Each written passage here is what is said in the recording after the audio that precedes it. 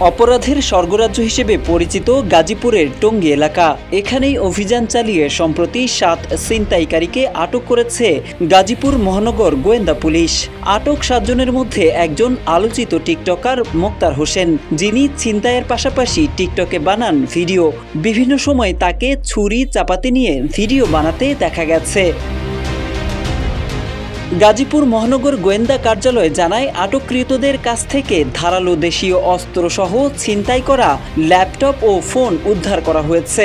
এদিকে তানবীর আহমেদ নিভির নামের এক যুবক কাজ শেষে সম্প্রতি বাসায় ফিরছিলেন। পথিমধ্যে তাকে ঘিরে ধরে একদল ছিনতাইকারী। আমি পাঠাও কুরিয়ার সার্ভিসে কুরিয়ার হাবে চাকরি করি। ঈদের প্রেশারের কারণে আমার আর কি ইদানিং রাত্রেবেলা যাওয়া আসা। রাত্রেবেলা আনুমানিক 2টা বাজে প্রায় এরকম টাইমে। তো ওই সময়টাতে আমি বাসায় ফিরতেছিলাম। যেহেতু মেন রোড থেকে আমার বাসা একটু ভিতরে, তো আমার রিস্ক হয়ে যেত, আমি হাইটে যাওয়া শুরু করছি।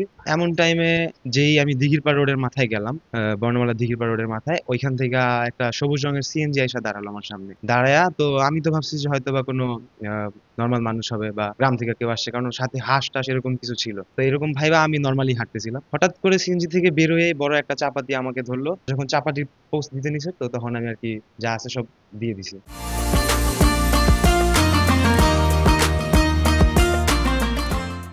গাজীপুর মহানগর গোয়েন্দা কর্মকর্তা মহিউল আলম জানান, ভুক্তভোগী তানবীর আহমেদ নিভিরের চিৎকার শুনে গোয়েন্দাদের টহল টিম তাকে উদ্ধারে এগিয়ে যান এবং অভিযান চালিয়ে ছিনতাইকারীদের 7 সদস্যকে আটক করতে সক্ষম হন।